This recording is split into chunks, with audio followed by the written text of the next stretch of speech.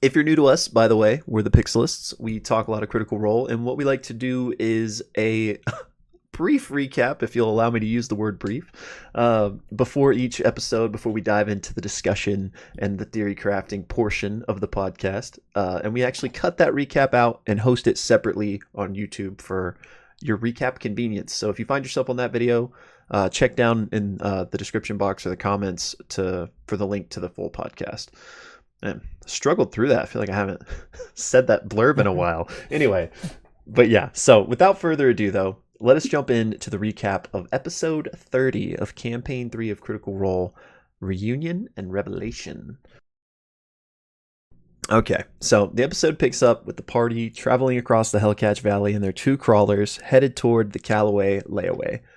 They eventually come up to this large ravine and are using a narrow bridge to make their way across it. And another crawler coming from the opposite direction is speeding toward them. They get out of the way and they notice the driver as they quickly pass has this red streak beneath one of his eyes. And FCG notes that to denote a member of this Ruiner gang, the Fist of the Ruiner faction. Orem then takes note shortly after that of what seems to be a flare being shot off in the sky. And they soon realize they are driving into a trap on the other side of the bridge. A big automaton emerges 15 to 20 feet, as Matt describes it, with a few different people visible riding on it. And it's got all sorts of mounted weaponry and rifles, and it's more members of this Fist of the Ruiner gang. And they basically tell the party, hey, leave all your valuables, all your belongings, turn around and leave or die. Imogen tells them, hey, all we have is this backpack, which if you'll recall, Bell's Hells had this bomb commissioned back for the Death Wish Run race, but they didn't end up using it. So that's what she's referring to when she says, hey, all we have is this backpack. And so she goes and leaves it next to the giant automaton and then kind of backs up and telepathically starts the ignition of the bomb. The leader of the bandits, named Maricris, yells that, your party will pay homage, and then the explosion goes off. It's such a cool moment. Yeah, and we roll initiative. So just to hit the highlights of this combat, the craziest, biggest thing that happens is Imogen drops a lightning bolt into the automaton and some of its passengers. And then Laura asks, hey, how did all that black powder that, those rifles are clearly using respond to being hit by lightning? And Matt is okay. And he does some rolling and he's yeah, there were 237 charges loaded into that weapon. So all 60 shots are going to go off at once, aimed loosely. So basically what happens is he rolls damage for 5 shots per person kind of in this vicinity. So everyone takes a chunk of damage. Hondir, the goblin that is traveling with Bell's Hells, is knocked out, and 2 of the bandits are completely blown away. Another bandit on the crawler casts this spear of acid at the party, and he knocks FCG and Imogen unconscious and makes Birdie look real rough, and this acid damage actually continues round after round. Fern brings FCG back up, who then brings Imogen back up. However, at the end of their turn, the acid deals damage again, and it knocks FCG out again. At the end of Imogen's next turn, the same thing happens, and so she gets knocked out again. Meanwhile, the massive crawler has begun to attempt to retreat. Ashton shoves a healing potion into FCG's mouth to bring him back up, and Chetney gives one to Imogen. Maricris, meanwhile, runs toward the automaton to try to retreat with it, but Birdie casts sleep on him, and he collapses. Fern then gets the how do you want to do this on the last gunner, and Ashton actually pickpockets her as she does, and he gets a giant blue thimble. FCG runs over to Hondir, heals him back up. But while this is happening, Birdie then gets knocked out by the recurring acid damage, and because she was still driving the crawler, she actually runs over Maricris, whom she just put to sleep, and kills him. Finally, Laudna casts darkness on the retreating automaton, and a few minutes later they can basically hear it tumble off the ravine because it was just aimlessly walking, and they basically hear a big explosion. The party then kind of recovers from this, and Orem makes a history check on these Fist of the Ruiners gang, and he finds out that Marquette was once this lush jungle land, and the Ruiner was this betrayer god that attempted to destroy the entire continent, but was thwarted by a heroic sacrifice. They get about 420 gold pieces of loot and a couple of like large carbine rifles. And Birdie says, "Hey, we're still about an hour away, so let's get back up and get going." And that's where we take our break. Yeah, so great job, by the way. Interesting reference to a certain apocalyptic event that was averted. Maybe we'll have That's to right. talk about that Yeah, in our we shall. discussion. Well, so when we come back from the break, the party fortunately gets a short rest as they wearily ride over to Birdie and Ollie's hideout. And it's here that that they actually do get to make their reunion with Ollie and actually Ira as well. So they pull up to basically this cave below a mesa, and there's kind of like this vibe of maybe this was like an abandoned lair of like some maybe one of the scrap gangs or something to that effect. And Ollie and Birdie basically moved in and took it over. So they pull in. Birdie's basically like, yeah, Ollie and Ira are deeper inside. I think they're working. And Birdie stays back with Chetney to basically like cover the tracks and just make sure there's nothing like directing them into this cave. So meanwhile, the party goes deeper into this cave, this network of tunnels. It's a bit hoarder-esque in the sense of there's lots of supplies everywhere. There's actually, interestingly enough, there are these purple glowing rocks that, well, I can't remember if they were growing out of the earth or if they were collected there. I think the implication was that they were put there. Well, they looked very familiar to the Gnarl Rock. In fact, FCG is tempted to actually touch one, and Birdie is like, "Oh no, like it." They definitely, it feels like you want to touch them, but don't, like, stay away from them. Like Ollie's convinced me not to mess with them, and Imogen actually does sending or does message with FCG, and basically is like, "Careful, fresh cut, like it'll take a hold of you."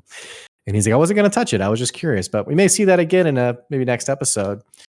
All that to say, the party heads deeper into the tunnel. They come into this massive open room with basically what you describe as a massive telescope, a huge telescope that is in the center of the room. And they finally see Ollie. I think it was an elven man with shaggy hair. Is that right? I think so, yeah. Yeah, it was an elven man, and Ollie and Fern embrace. I think Fern actually picks him up, just like we saw with Birdie. Ollie's like, "Wow, you're so tall! Like you've really grown up fast." And we basically come to find out that Ollie is just as surprised as Birdie, but Ollie says that she should be around the age of around maybe 14 or 15, and yet here she is at 120. Also in this sort of get together, Ira comes crawling or slithering out from behind the telescope. Very coyly says, "Hello, friends," as he's tinkering on the telescope. And the party is basically like, "Hey, we don't know how we feel about you. Like you were like Kinda sacrificing children, and yeah, you're also super weird." Ira, interestingly enough, says, "Well, I'm not the one who was getting children for experiments. That was my employer," implying Armand Tresci. And it's interesting that the party doesn't do an insight check because it's different from what we saw earlier in the season, in the campaign, excuse me. But they seem okay with that answer. And then Ira basically says, like, "Hey, also, I gave you guys some extra time to get out of the tower before it blew up." And they're like, "Okay, yeah." So with these two data points, they're like, "All right, Ira, you're at least cool enough for us to hang out with for now." And they basically ask, like, "What are you doing here? What are you working on?" Ollie tells a story that is very similar to Birdie's story in that Ollie offers an added insight that he's gifted with something called the squint, which is basically like this prophetic gift that he has. And he had a vision of basically the Fey wild withered away with like this red dust of what remained. Basically a power or a force that basically comes and decays and destroys the Feywild. And he came to associate that with Ruidus. And also in his vision, he saw the silhouette of Birdie at the center of it. And now that he's seeing Fern, now he's wondering if it actually wasn't Birdie, but it was actually Fern, which is an interesting callback to Dark Fern from EXU in some ways. Yeah. So, having said that, they continue to talk about like exactly what happened. Birdie explains, or excuse me, Ollie explains that we knew the Unseelie Court was doing something; they were building something, and so we took the Moontide Crown, and it's at the center of this telescope. It's an artifact of great power. I think he even admits that he put it on at one point, Yeah. and that it draws its power from both of the moons, but that it's a powerful magical item. It's also in this moment that Fern reveals the weave lens and basically says, like, hey, this is what Maury wanted me to bring to you guys. Ira immediately snatches it up and begins installing it into the telescope. It's also around this time that Chetney and Birdie come back, and Chetney like makes a joke about seeing Ira's insides, or it's very combative. Party's like, we're cool for now. Something interesting though, we saw Chetney in a previous episode call out basically Erika Ishii's character, as some holes in their story. Does the same thing here with Ollie and Birdie, and basically is like, oh, so you guys just saw this machine and you decided to take it, and like that's it. We don't know if his insight's accurate or not, but we know at least that Travis is very suspicious of this whole story. And Birdie and Ollie seem fairly naive about the whole thing. They're like, or rather casual of like, yeah, this is just what happened. So there is an added detail that happens where the party's asking more about the age discrepancy, and Birdie and Ollie basically talk about Morgan and how Morgan's domain, like people don't, they don't trespass her. Like she's a powerful witch. I think they even maybe mention her as a hag at one point. And they basically realized that Fern has been sort of stowed away in like a separate, implied like separate time bubble, I guess, where Morgan's kind of watched over her, but it seems to be the explanation for Fern's age. There also is an interesting comment where Ollie's in describing Morgan, who, by the way, is, I think Fern says, is 15 to 20 feet tall. Yeah. Actually says something along the lines of, Morgan never offers anything without asking for something in return, something like that. And it's right after they're talking about receiving the weave lens, and Fern has this light bulb moment and says, so am I what you offered to get the weave lens? And Birdie and Ollie kind of had this light bulb of guilt of, oh, I thought she was just watching you for us, but maybe there actually was a trade that happened there. They table it. Ira actually pulls Laudna to the eye of the telescope, and actually shows Laudna this weaving mystical energy above the mesa, which he describes as a ley line, and actually points the telescope to a position over a dark jungle where 3 ley lines are seemingly coming together at a nexus point. Unfortunately, he then points it at Ruidus, and Laudna rolls a 7 and can't quite perceive what's happening, other than it seems like some kind of swirling storm or energy. And Ollie basically says the thing about Ruidus is that it feels like there's sort of this magical energy protecting it. Like you can't really seem to pierce through and see what's really happening there. Now with the weave lens installed, Imogen steps up and looks through, has a terrible roll. Again. Orem steps up and rolls maybe like a 25 or something. It was crazy high.